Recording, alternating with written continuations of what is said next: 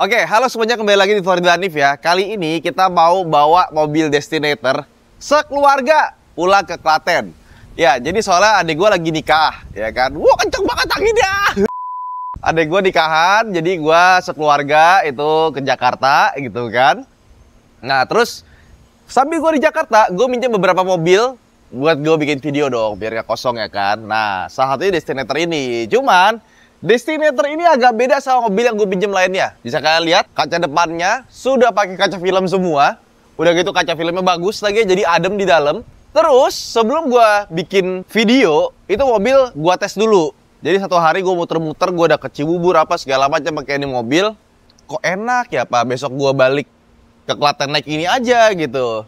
Gue tanya manajer gue, ini kita pinjam sampai kapan? Ternyata balikannya masih minggu depan. Ya udah, izin ya mau bawa ke Klaten. Ya udah, kita akhirnya hari ini mau pulang pakai ini sekeluarga. Dan kalau kalian lihat video sebelumnya udah hampir 1 juta views ya. Jadi video Destinator terbanyak di YouTube waktu kita bikin video ini.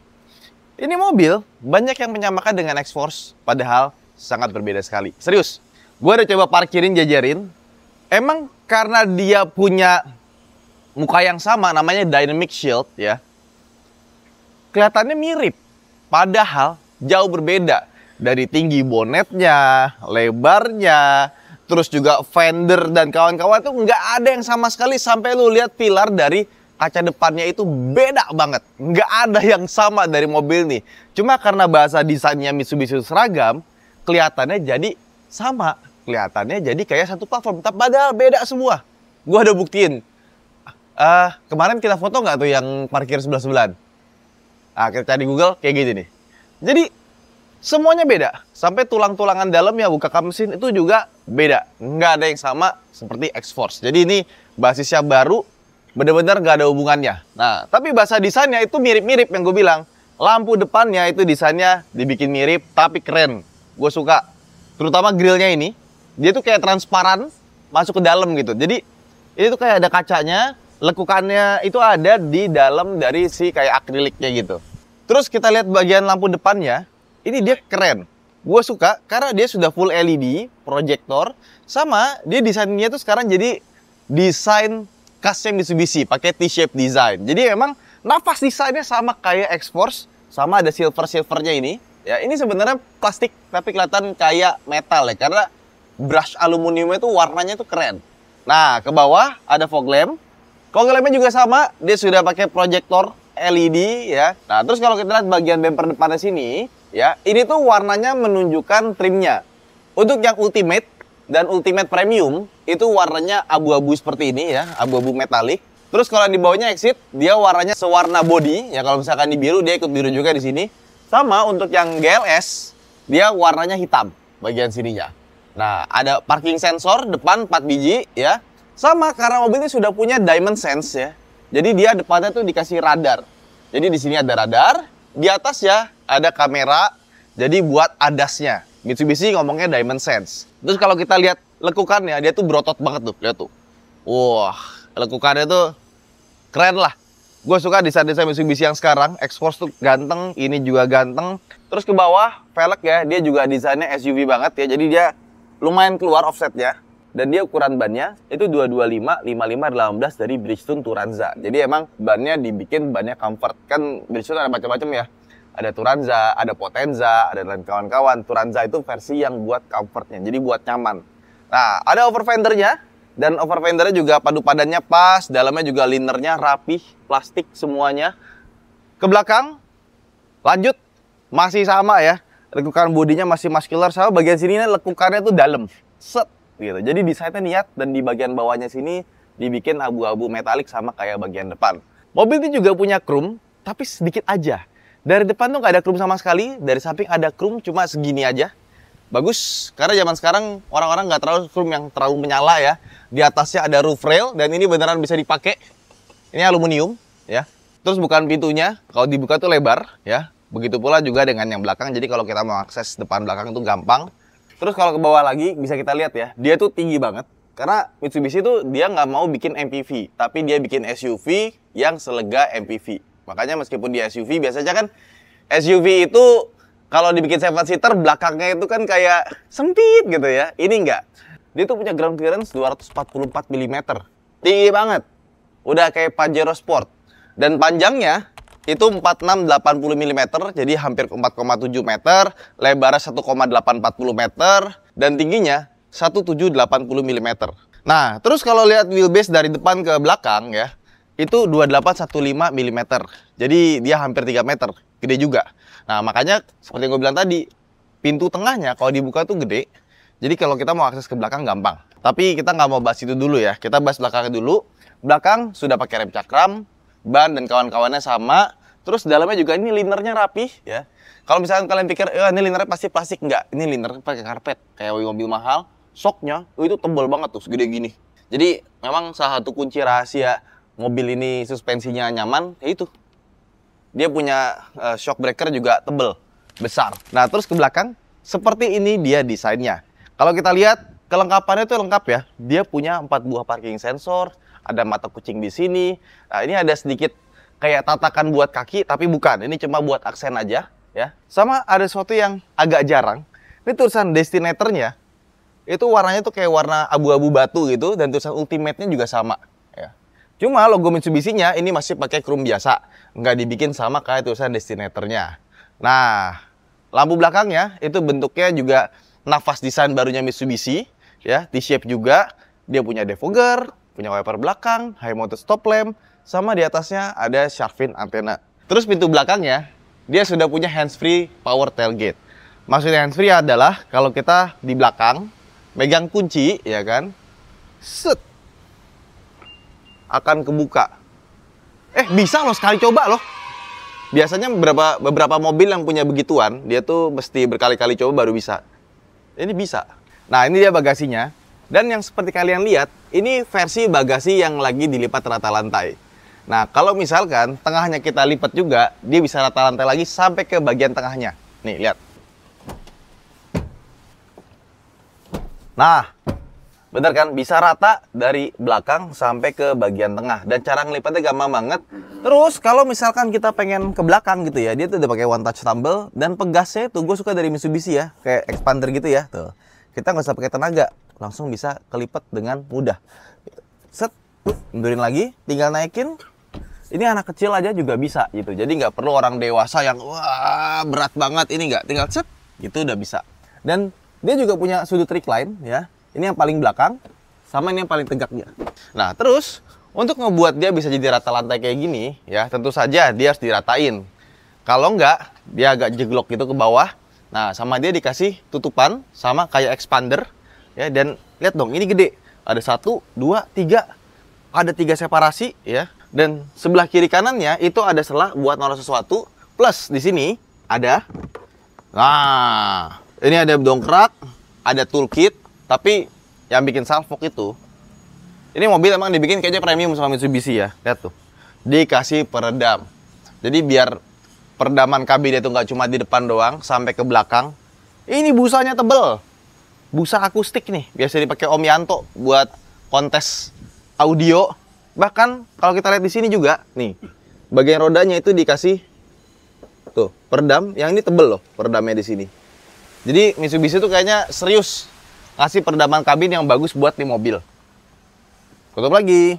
A few moments later. Terus kalau misalkan dia punya dongkrak dan kawan-kawan, berarti dia punya ban serep dong. Oh jelas punya. Di bawah sini kita bisa menemukan sebuah ban serep space saver ya, jadi tulisannya temporary use only.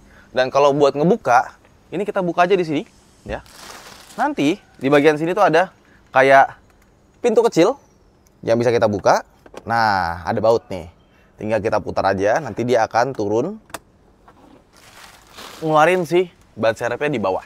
Terus kalau kita tegakin bangku belakangnya, ini space bagasinya jadi terkoreksi, ya. Tapi menurut gua ini kayak lebih besar sedikit dibandingkan dengan expander. Kayak misalnya kita buat bawa koper tuh masih bisa.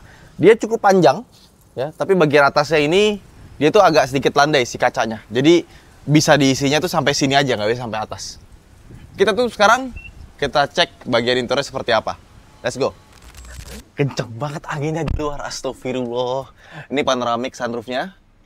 Kita buka dulu ya, biar kelihatan lebih terang di dalam kabin. Ini panoramic sunroofnya ya, gue suka ya. Nggak dikurang-kurangin. Biasanya, ya kayak misalkan ininya nih. tutupannya itu dibikin yang versi tembus atau misalkan nggak dikasih tutupan kalau siang tuh panas ya kan. Mobil-mobil zaman sekarang tuh aneh-aneh ya. Terus juga kaca depannya nggak bisa dibuka, ini tuh bisa dibuka, jadi emang panoramic sunroof beneran. Nah, kita duduk di belakang ya, dapet ada meja di belakang. Jadi ada seat back tray table, tapi ya yang gue suka adalah detailnya bagus. Dikasih silver di sini, di sana dikasih garis-garis, sama ada kayak motifnya. Jadi kalau kita naruh barang itu ya nggak gampang geser lah di sini. Sama ada ada cup holdernya. Jadi kalau kita mau makan sama naruh minum itu beneran bisa. Ini ada tempat handphonenya. Dan kalau mau ngecas, ada tempat buat ngecasnya. Ada USB A, USB C. Jadi bagian depan, tengah sama belakang kita dapat kabel USB semua buat ngecas. Nah, ini tutup lagi. Ini posisi gue nyetir di depan, ya kan? Dan udah paling maju kita masih punya legroom yang lega, headroom juga lega. Dan si meja ini juga nggak ngurangin legroom ya, jadi gue masih bisa dapat legroom yang pas. Nah, buat AC dia pengaturannya ada di tengah, dan karena dia punya panoramic sunroof, AC-nya ditaruh di pinggir kiri kanan. Ya, jadi lebih mewah dibandingkan dengan ada double blower yang jenong di sini ya. Itu kan kayak kelihatan kelasnya emang LMPV ya, tapi kalau ditaruh di kiri kanan ini baru terasa lebih mewah. Ada on off sama hembusannya mau seberapa kenceng. Sama untuk kompartemen, yang gue suka dari Destinator ini, dia tuh banyak banget. Jadi kalau misalnya kita mau naruh barang, di sini ada seat back pocketnya. Terus ada door pocket yang luas, sama dia punya tempat buat naruh minuman cup holdernya, itu bukan di depan, tapi ditaruh di belakangnya. Ya, bagus sih. Kenapa? Karena kalau misalkan kita punya minuman, itu ngejangkaunya itu jadi lebih dekat dari tangan dibandingkan di depan. Ya, sama detail-detailnya juga bagus. Ini emang dia pakai plastik keras, yang bawahnya ini empuk-empukan, ada jahitan asli. Ininya dikasih hitam-hitam, dikasih black piano sama dikasih silver. Jadi aksennya tuh pas. Ini kalau kita lihat speakernya, dia sudah pakai yang Yamaha coaxial two-way. Jadi meskipun dia cuma satu, tapi sebenarnya dia itu ada speaker kecil di tengah speaker gedenya itu. Karena kan dia two-way dan coaxial ya. Nah, terus kalau misalkan kalian pengen beli yang premium kayak gini, bedanya tuh ada 3. Yang pertama yang premium itu dia punya power back door, audio premium dari Yamaha, sama kursi depan drivernya itu sudah elektrik. Itu kalian harus nambah 30 juta dari 465 yang ultimate jadi 495 untuk yang versi ultimate premium. Sisanya semuanya sama. Jadi panoramic sunroofnya dapat, kursinya udah sama-sama kulit, termasuk ada seat back pocketnya, head unit, diamond sense, kamera 360 dan kawan-kawan itu semuanya sama. Nah, sama duduk di belakang sini, kursinya tuh lumayan dia punya kontur. Jadi buat duduk lama itu lumayan nyaman. Sama material jok yang digunakan itu katanya dia anti panas ya. Jadi kalau misalkan dibandingkan dengan jok kulit sintetis lain, dia temperaturnya yang paling dingin. Nah, termasuk juga di tengahnya sini dia ada titik-titik lubang-lubangnya buat sirkulasi. Nah, kalau misalkan kita butuh armrest, tinggal dibuka sebelah kiri ya. Jadi sebelah kanannya kita bisa naruh tangan karena armrest kanan itu gede ya di door trim, sebelah kirinya gede dan kita bisa naruh cup holder di bagian sini. Ini nggak tahu, ini cup holder banyak banget di sini ya. Ada di sebelah kanan door trim, 1, 2, 3. Jadi kalau di total tuh di belakang sini ada 6 buah cup holder. Banyak betul. Sekarang kita ke belakang. Nah, gimana dengan kursi belakangnya? Oke, kita duduk di belakangnya. Kita tutup. Nah, seperti ini dia duduk di belakang dari Destinator. Kursi belakangnya, biasanya kan kursi belakang itu kan dibikin tipis-tipis gitu ya. Ini enggak, ini lumayan berisi ya kalau dilihat. Buat duduk pun juga lumayan enak gitu. Jadi menurut gua menjadi keunggulan dari si Mitsubishi Destinator ini, dia tuh SUV, tapi dia punya bangku baris belakang itu yang rasanya kayak MPV, gede. Dan menurut gue ini kalau misalkan kita mepetin sini ya, tengah tuh bisa jadi bertiga loh di sini loh. Karena masih cukup. Nah, tapi jangan. Kenapa? Karena secara safety dia didesain buat 2 penumpang doang. Seat beltnya cuma ada 2. Kalau misalkan di belakang itu buat 3 orang, maka dari atas sini atau dari tengah sini dia ada seat belt buat orang yang ada duduk di tengah sini. Ya. Dan di tengah sini juga kita dapat tempat tangan itu lumayan besar ya. Sebelah kanan sini buat naruh handphone juga bisa. Ya, cup holder juga ada lagi. Sama di atas sini juga ada tempat penyimpanan buat kita naruh handphone. Lumayan dalam nih naruhnya. Ya, ini lumayan dalam loh naruhnya. Oke. Terus yang sebelah kiri dapat colokan, ada USB A sama USB C sekaligus. Jadi kita tinggal pilih dan kita juga dapat ini nih. Tuh, buat pegangan tangan. Lampu belakang dia sudah LED juga ya. Ini juga desainnya mewah. Gue suka. Dan buat keluar gampang. Kita tinggal dari sini aja, set. Nah, jadi nggak perlu kita minta tolong yang di bangku tengah, tolong bukain dong, karena kita bisa selipin tangan ke sebelah kanan sini, kebuka tanpa harus pakai effort. Oke, sekarang kita masuk ke dalam interiornya, dan yang seperti gue bilang ini posisi gue duduk tadi ya, kaki gue pas, tangan gue pas, dan di dalam sini seperti yang kalian lihat, seperti biasa, mobil zaman sekarang tuh dia punya banyak common parts. Dan mobil ini, dia punya common parts yang sama dengan Mitsubishi generasi terbaru, yaitu X-Force. Jadi nggak usah heran kalau misalkan lihat head unitnya, speedometernya, AC, ya panel tengahnya ini beda ya. Tapi tuh tombol drive mode, start stop engine, dan kawan-kawan itu mirip kayak Mitsubishi yang kita kenal. Jadi panel-panel, tombol-tombolnya itu sama dengan Mitsubishi lainnya. Mungkin kalau orang lihat, wah ini X-Force banget. Ya memang ada kesamaan, tapi kalau kita lihat lagi ya, karena dia lebarnya beda, tingginya beda, ini beda banget sih. Ya, seriusan. Jadi kalau kita lihat ya, ini mobil kalau kita lihat bagian atasnya, ini dia masih pakai bahan yang keras, tapi di sini dia pakai empuk, dan empuknya tuh nggak main-main, beneran empuk, bisa ditekan ke dalam. Bagian sini juga ya, bener-bener empuk yang bisa kita sampai pegang. Nah, sebelah kanan sini ini masih pakai yang keras, tapi bawahnya empuk, jahit-jahitannya bagus di bagian sini ya. Sama kalau misalkan malam, dia punya ambient slide yang bisa diganti-ganti, dan kelihatannya padu padannya pas sama beberapa ambient slide. Gue nggak suka, dia tuh suka ini ya, mantul di kaca. Nah, kalau di Destinator itu nggak kejadian. Terus dia punya kamera 360 ya, around view monitor. Tombolnya di mana? Ini gue suka nih, karena tombolnya ada di setir. Jika kita pencet di sini, ya kan? Nah, kalau misalkan lagi berhenti, kita pencet, nanti dia akan berubah-ubah model. Belakang doang. Nah, ini sebelah kirinya doang gitu ya. Ini karena pintunya lagi kebuka aja yang sebelah kiri. Jadi kita bisa pakai nih, terutama yang pas kita lagi jalan, ya kan? Kita pencet sekali, dia tuh nggak langsung 360, dia tuh langsung kebukanya yang depan sama kiri kanan. Ini berfungsi banget kalau misalkan kita lewat jalan-jalan gang sempit. Biasanya beberapa mobil Jepang tuh, yang nggak punya kamera 360, di bawah spionnya itu ada kaca kecil yang bisa ngeliat depan sama belakang. Nah ini nggak ada, karena udah ada kamera di sini. Terus kalau kita lihat spion, itu ada logo segitiga-nya. Itu salah satu dimensions-nya buat blind spot monitoring sistemnya. Terus speedometernya, dia sama seperti Mitsubishi kekinian, udah full digital display, sebelah kanannya ada untuk bensin, sebelah kirinya temperatur ya. Terus kalau kita matiin, kita nyalain, nih lihat nih. Tuh, ada eco score ya, terus kita pencet. Animasinya keren sih.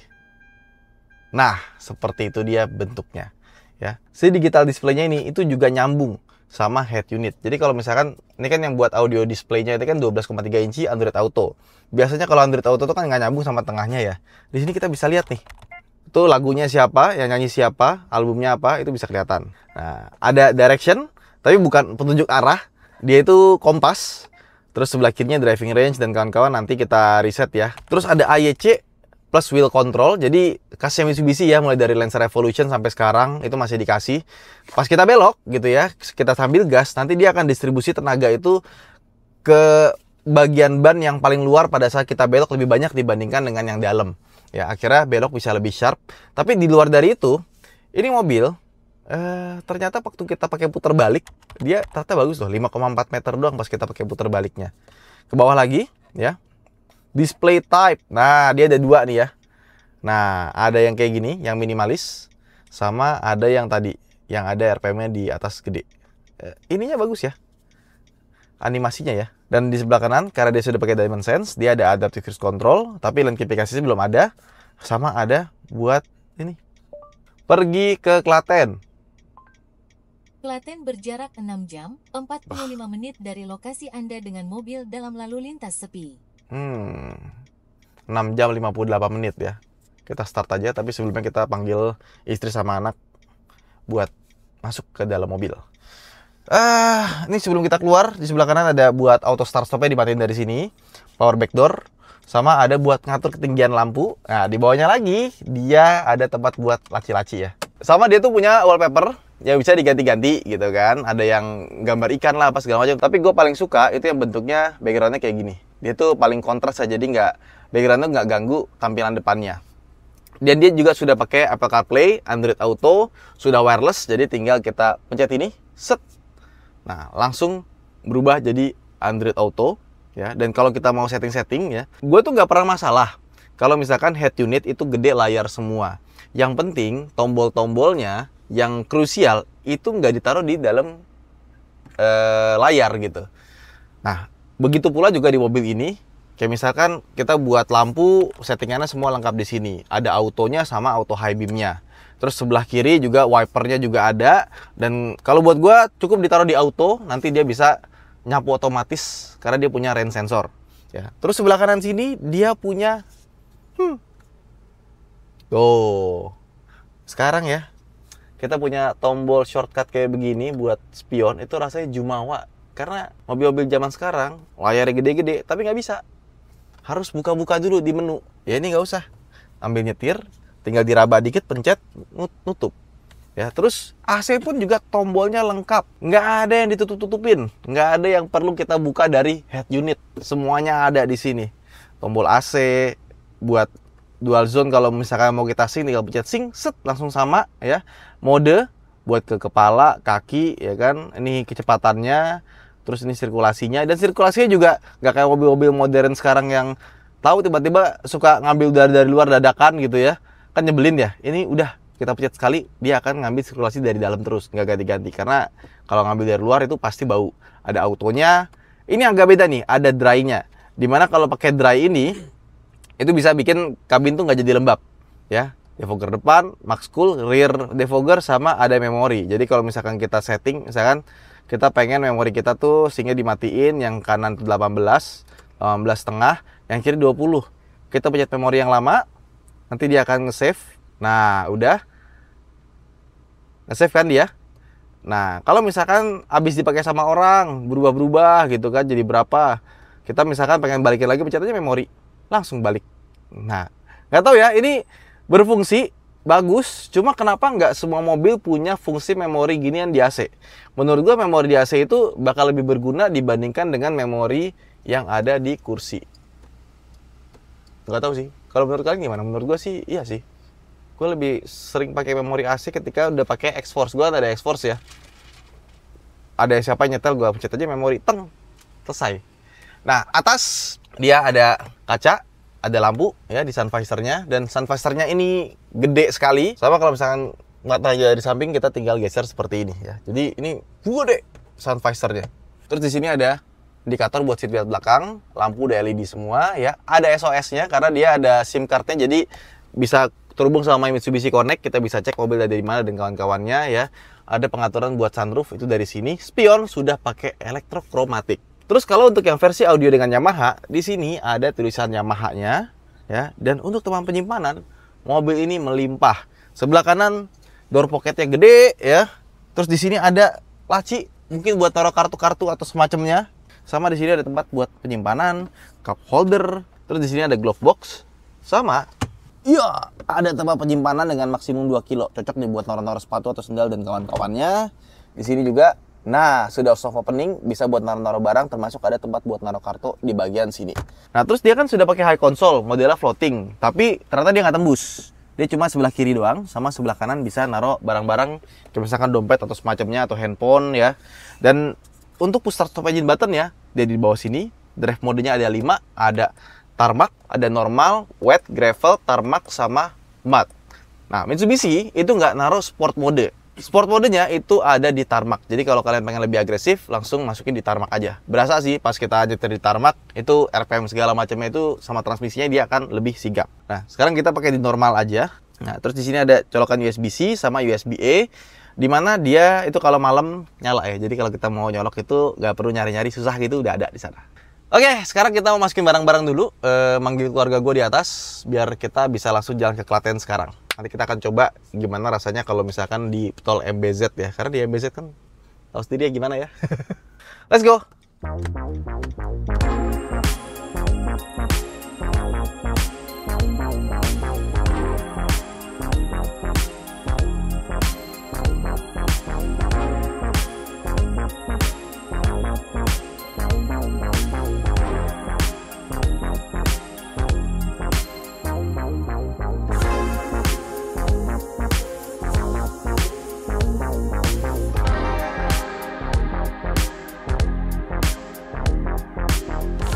Kita reset dulu ya. Nah, average-nya udah 0, drive komputer 1, sekarang ke drive komputer 2, ini juga kita reset dulu. Oke, yuk. Let's go. Perjalanan dari sini ke Klaten itu sekitar 500 kilo dan kita semua full tol. Orang di sini full ya, tapi bangku baris belakang kosong. Kenapa kamu nak? Ngumpet langsung.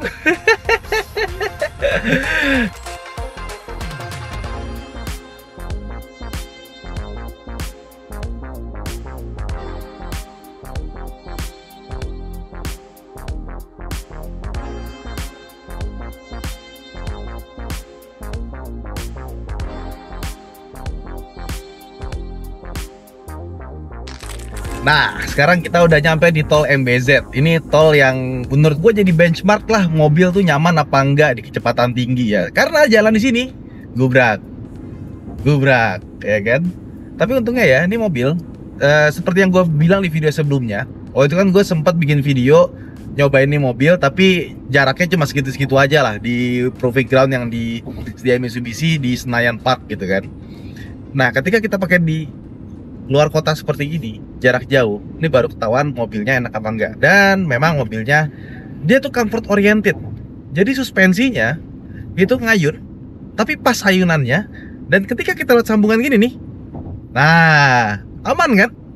Tuh lihat tuh, anak-anak gue semuanya di belakang tidur. Bisa-bisanya di MBZ tidur ya. Jadi emang mobilnya tuh menurut gue suspensinya tuh dia well tune buat keluarga. Ya jadi bukan yang sporty, tapi dia ke arah comfort. Jadi ketika kita lewati jalan bergelombang, yang goyang-goyang, tetap ada guncangannya, tapi guncangannya guncangan yang nyaman ya. Tuh, masih bisa lah kita buat keluarga tidur di belakang karena sama sekali nggak bangun loh. Padahal kan tahu sendiri nih tol kayak gimana ya. Kalau mobil nggak enak pasti gedebak gitu. Dan suara peredamannya juga nih, tuh masih acceptable. Nah sama dari mobil ini yang gua rasakan ya, dia itu punya peredaman kabin bagus. Suara mesin kedap, suara luar kedap, suara kolong juga kedap. Bagus, di atas rata-rata mobil. Cuman yang berasa masuk suaranya adalah suara angin. Jadi ini kebetulan anginnya lagi kenceng. Kalau kita lihat di kiri kanan tuh, pohonnya tuh miring semua ya. Nah, suara anginnya masih kerasa, cuma nggak signifikan ya. Jadi masih dalam taraf yang nyaman gitu, masih enak adem di dalam kabin. Kalau kita udah nyetel musik gitu ya, kita udah akan lupa langsung sama suara angin-angin yang tadi gue bilang. Nah terus kalau dari tol gini, dia punya Dimensense yang udah ada adaptive cruise controlnya. Dia punya radar, dia punya kamera ya. Cuman dia adaptive cruise control, belum ada lane keeping assist-nya. Jadi tetap kita harus nyetir sendiri, kiri kanannya itu mesti kita atur. Tapi menurut gue ini yang benar ya. Jadi kalau nggak bisa dua-duanya, kan suruh milih mau setir atau mau adaptive cruise control. Gue akan pilih adaptive cruise control seperti ini. Kenapa? Karena kalau lane keeping assist, walaupun kita lepas tangan gitu kan, tetap kita harus megang gitu. Dan beberapa mobil juga punya driver attention warning. Kalau misalkan kita meleng dari mobil gitu ya, ngeliat apa kiri kanan, dia kan langsung ngasih warning buat kita ngeliat lurus. Nah kalau misalkan dia nggak pakai lane keeping assist tapi pakai adaptif, kaki kita tuh bisa santai, nggak usah nginjek rem, nggak usah nginjek pedal, tapi tangan kita masih nyetir dan kita tetap fokus sama jalan. Nah terutama buat kalian yang mau pakai supir gitu ya, di belakang gitu duduk, kita tuh tetap terasa lebih aman gitu karena si drivernya akan fokus sama jalan, karena setirnya harus tetap di pegang ya. Tapi udah relax banget karena kaki kita tuh nggak usah pakai mikir. Kalau depannya melambat nanti melambat, kalau depannya tiba-tiba kosong dia akan langsung ngegas dengan dirinya. Tapi memang lebih enak lagi kalau misalkan sudah ada lane keeping assist-nya dan ada adaptive cruise control-nya. Terus adaptive cruise control-nya bagus apa enggak? Jawabannya bagus. Kalau dia ngerem, kalau dia ngegas itu halus, nggak bikin nguk gitu loh. Dan kalau misalkan tiba-tiba depan kita minggir gitu kan, dia kan akan ngegas. Itu gasnya juga halus ya, nggak bikin kita tuh rasanya nggak nyaman lah.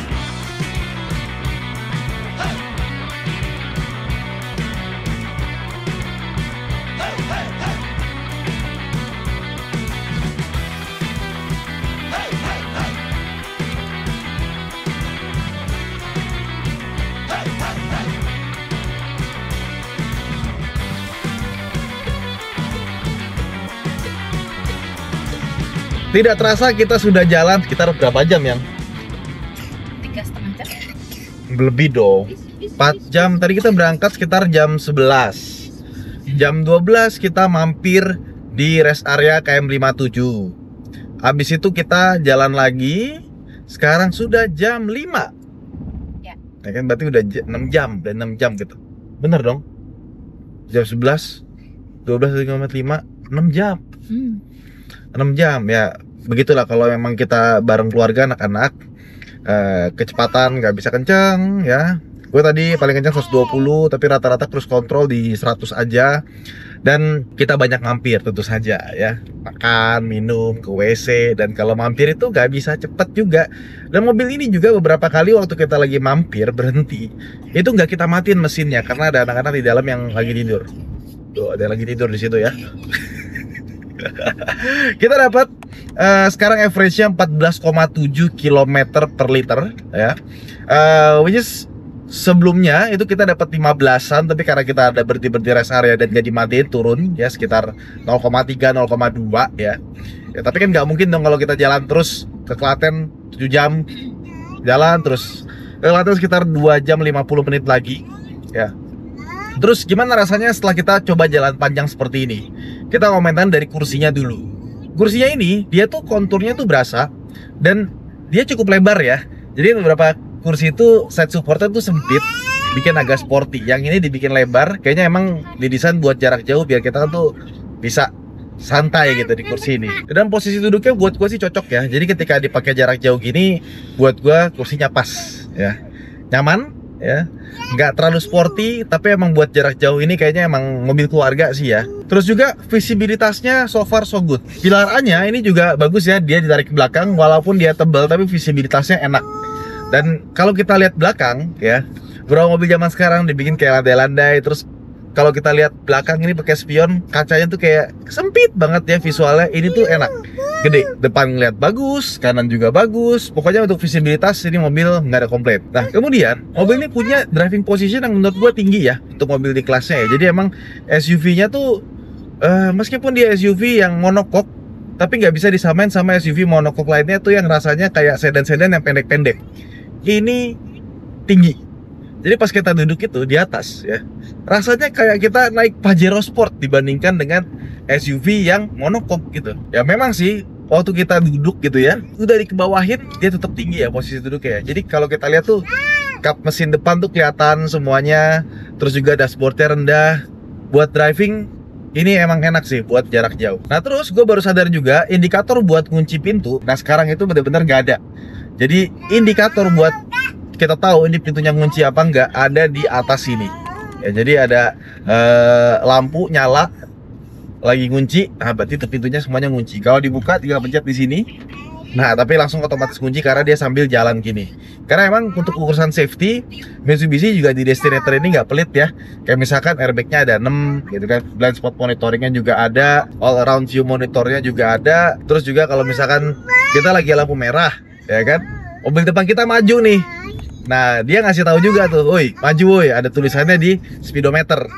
Nah terus kalau misalkan kita mau mundur, tiba-tiba ada mobil lewat, dia juga ngasih tahu dia ada cross traffic alertnya. Dan yang gue sebutin tadi itu masuk ke Diamond Sense-nya si Mitsubishi ini. Nah sekarang gimana soal mesinnya ya. Mesinnya so far halus, suaranya hampir nggak kedengeran ke dalam, kecuali kalau kita gas yang agak dalam tuh di atas 4000 3000 rpm itu baru berasa suara mesinnya masuk ke dalam. Tapi di bawah itu, dimana kan dia pakai transmisi CVT, biasanya itu dia nahan-nahan biar si RPM-nya itu ada di bawah terus. Bahkan kita jalan 100 nih ya, itu RPM di bawah 2000. Makanya irit. Enaknya dari transmisi CVT itu ya, kalau misalkan kita buat jarak jauh, kita cruising di kecepatan tetap, dia tuh rasionya tuh bisa benar-benar kecil sekali, sehingga dia tuh bisa ngecilin si RPM-nya. Jadi dengan kecepatan 100, 120 dia RPM benar-benar bisa di bawah banget. Nah itulah yang bikin mobil ini jadi irit. Tapi untuk sebuah CVT, ini CVT-nya lumayan. Artinya ketika kita lagi santai, kita tiba-tiba butuh performance lebih, dia nggak ada pedal shifternya, cuma CVT-nya menurut gue dia responsif ya, nggak kayak CVT zaman dulu. Misalkan kita lagi jalan ya di kecepatan 100, terus kita mau nyusul gitu ya, kita cukup injak pedal gas aja, cepet dia responsnya. Nah, udah langsung 120 aja gitu. Jadi nggak perlu pakai pedal shift kita turunin gigi atau terasa teng gitu kan. Kadang-kadang kita turun gigi, ini nggak, dia langsung langsung cepet dan halus. Jadi emang CVT-nya udah beda kayak CVT mobil zaman dulu. Nah, terus juga remnya, ini mobil remnya enak. Jadi pas kita ngerem itu, dia tuh pedalnya empuk, kayak ada balonnya gitu. Tapi pas kita injak lebih dalam, dia kayak perisas cek gitu lah. Dan ketika kita ngerem, misalkan lagi stop and go, itu nggak ada rasa kayak nguk gitu. Waktu kita pakai auto hold juga, kan biasanya kalau kita pakai auto hold itu pas rilis juga agak kasar ya. Nah, di mobil ini auto hold-nya itu pas kita rilis, pas kita injek gas pakai seat belt itu udah enak gitu. Jadi rilisnya dia halus. Nah, enaknya pakai electronic parking brake, kalau kita udah pakai seat belt, kita masukin ke D, kita gas, udah dia langsung bisa rilis dengan mudah. Nah, untuk performance-nya sendiri mungkin sekitar 0 ke 100 nya tuh kita sudah detikan, karena dia mesinnya turbo ya, kenceng. Ditambah lagi dia tuh punya auto start stop lumayan agresif ya. Jadi kita berhenti, kita macet, kita lampu merah, dia langsung mati gitu. Jadi ada beberapa mobil yang punya auto start stop, tapi dia tuh jarang mesinnya mati. Entah mungkin karena akinya nggak sebagus itu gitu kan, atau mungkin alternatornya mau lihat pesawat nak. Alternatornya itu ngecas kakinya tuh nggak begitu cepet gitu. Nah, ini tuh sering kali kita baru berhenti segitu aja langsung mati. Dan kita ketika dia nyala gitu ya, dia cepat langsung tek nyala gitu. Tapi kadang-kadang kita lagi berhenti nih, masuk di D, udah nyala sekitar 2 menit atau 1 menit. Nah, ada waktunya dia buat nyala dong, karena kan AC-nya dia harus nyala nih. Kalau mesinnya berhenti, kompresor AC-nya mati. Nah, pas dia nyala, ada kayak deng dikit gitu loh, tapi nggak maju karena kan tetap kita injek remnya ya. Itu kadang-kadang suka ada deng gitu dikit aja sih. Tapi sisanya gua no complaint. Jadi emang mesinnya responsif. Gua suka sama tenaganya. Memang untuk mobil 7-seater dengan pelek besar dan bodi besar harusnya pakai mesin 1500 turbo atau hybrid yang tenaganya besar. Kalau pakai mesin 1500 cc NA, ya rasanya agak kurang sih, underpower pasti. Ya, untungnya mesinnya pakai mesin turbo.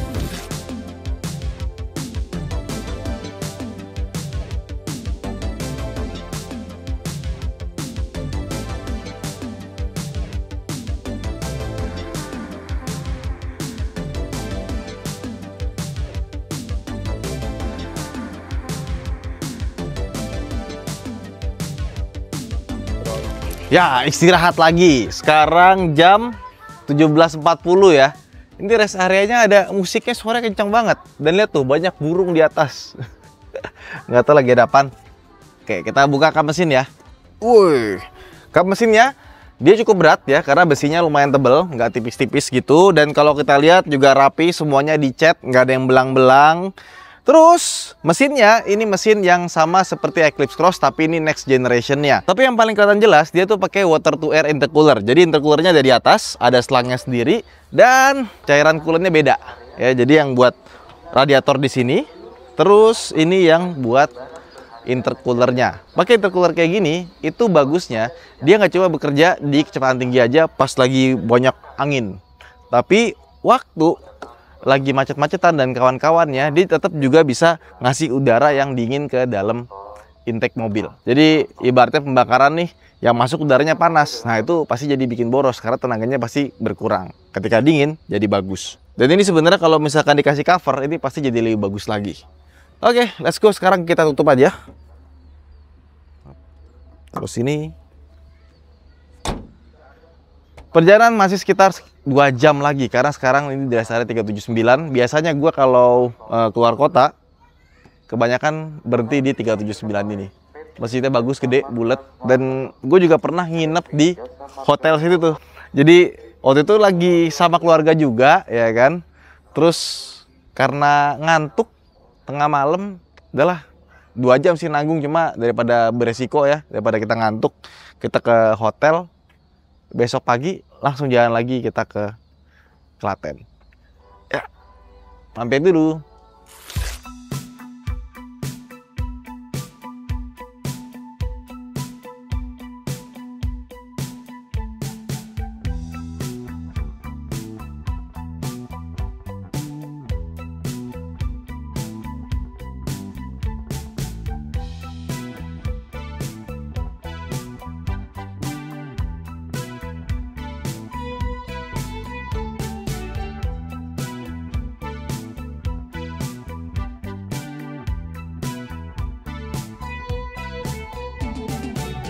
Oke, kita udah nyampe, alhamdulillah. Ya, turun semuanya.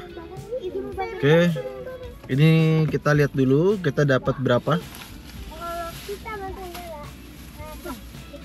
15 km per liter ya. Kita foto dulu nih. Besok kita lanjutin videonya. Angkat bareng-bareng ya. Oke. 15 km per liter. Not bad loh. Tuh, sudah sampai rumah. Nah, sekarang hari berikutnya. Agak susah ya bikin video kalau sama keluarga karena anak-anak pasti ribut. Namanya juga anak-anak ya kan. Nah, sekarang gue mau lanjutin yang belum gue bahas di mobil ini di hari ini. Ya. Yuk, let's go, kita jalan. Nah, sekarang kita sendirian sama Afif di belakang ya. Jadi kalau sama keluarga nggak mungkin kan kita bawanya agak bejek-bejek gas gitu kan. Ngetes remnya dan kawan-kawan. Harus smooth, santai. Namanya juga bawa keluarga gitu kan. Nah, sekarang kita mau bahas soal gimana rasa performance-nya yang lebih detail ya. Ya, meskipun kita cuma berdua doang sama Afif doang ya. Tapi ini mesin enak. Emang mesinnya bawaannya dari Eclipse Cross.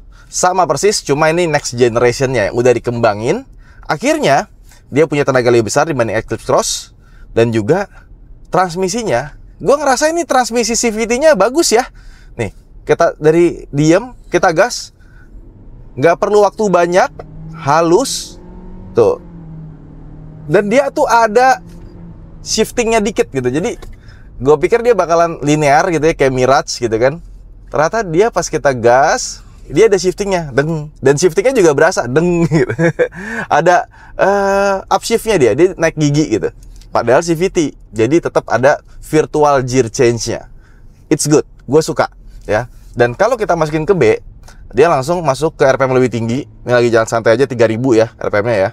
Kita gas, lebih enak, lebih cepat. Jadi kalau soal performance, gue nggak ada komplain.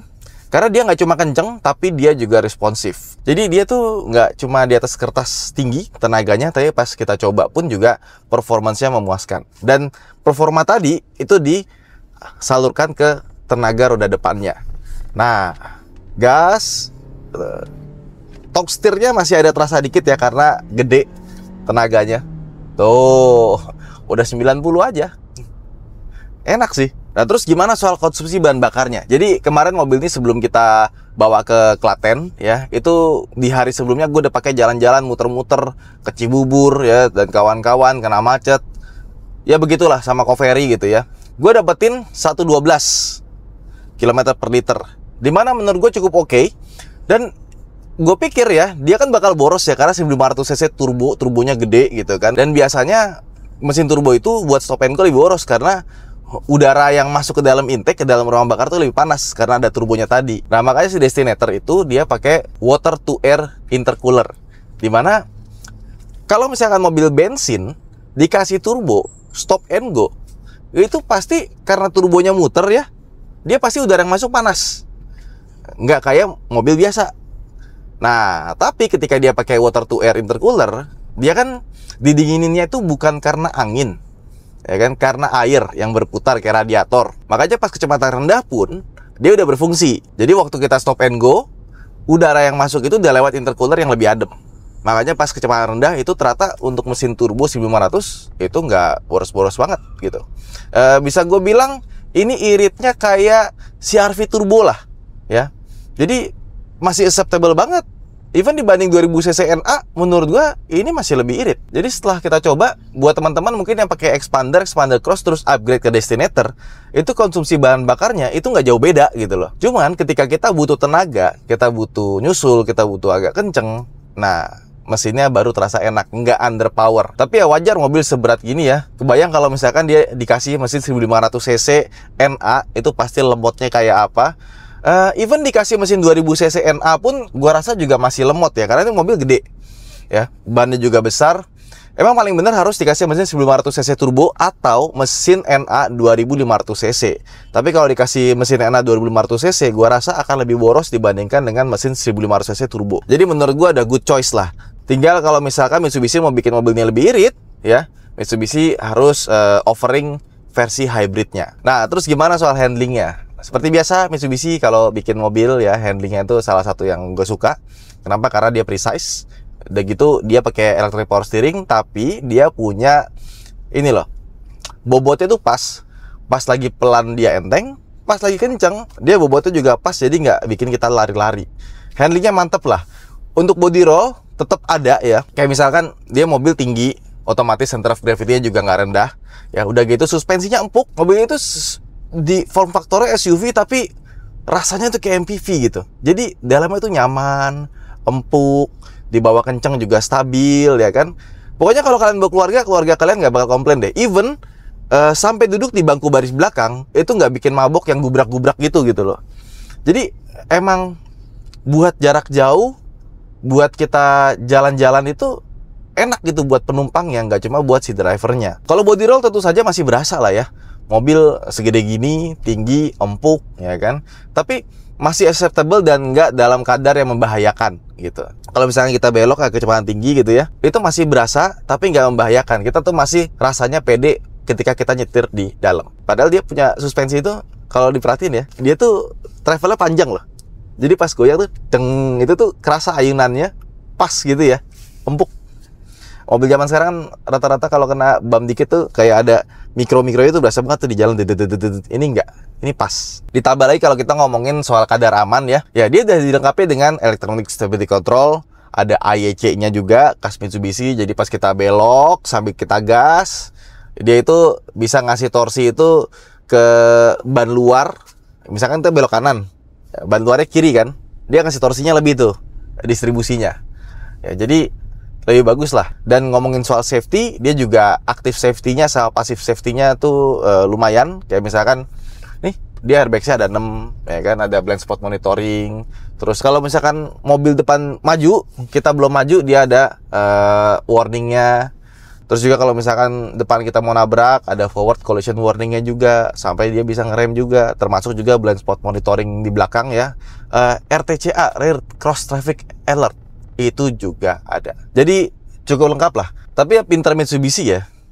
Gue pikir mereka tuh akan menggunakan Destinator ini sebagai penggantinya Expander. Atau ketika pertama kali keluar, gue pikir wah ini pasti X-Force dipanjangin nih. Ternyata pas kita coba itu jauh banget. Dan dia tuh ngisi market yang kosong. Gini, maksudnya gini, kalau lu punya duit di bawah 400 juta, itu pilihannya banyak banget, ya kan? Hampir semua brand gede itu punya mobil MPV 7-seater. SUV 7-seater, ya let's say LSUV lah, itu ada semua. Tapi ketika lo punya duit di atas 400 juta, di bawah 600 juta, nggak ada pilihan. Cuma ada Zenix.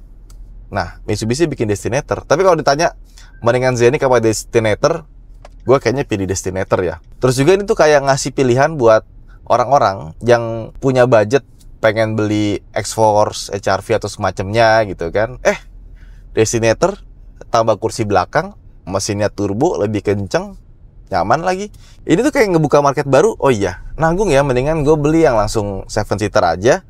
Tapi buat dipakai harian pun sendirian itu masih enak. Artinya walaupun dia spaciousness-nya itu ya, dia kan dalamnya lega ya. Terus juga bagasinya lumayan lega.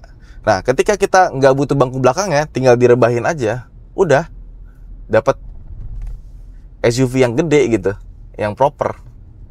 Gua rasa ini juga akan menghantam mobil-mobil di segmen yang gue sebutin tadi gitu. Segmen-segmen SUV atau crossover yang dia cuma 2 baris. Karena nanggung, mendingan nambah Destinator dapat yang 3 baris kayak gini. Proper lagi. Jadi kurang lebih seperti itu Mitsubishi Destinator ya. Buat teman-teman yang udah beli Destinator, jangan lupa untuk komen seperti apa rasanya dan gimana setelah memilikinya, merawatnya, bisa langsung komen aja di bawah. Dan buat teman-teman juga yang udah beli Mitsubishi Destinator, jangan lupa download aplikasi My Mitsubishi Connect ke HP kalian. Kenapa? Karena kalian bisa konekin HP kalian ke mobil kalian, kalian bisa kontrol, bisa ngunci, buka, dan kawan-kawan. Termasuk kita bisa informasi udah jalan kemana aja dari HP aja, nggak usah tambah alat-alat lagi. Ya, itu aja mungkin video kita kali ini. Jangan lupa untuk like dan subscribe. Saya Hanif, sampai jumpa di video berikutnya. Bye-bye.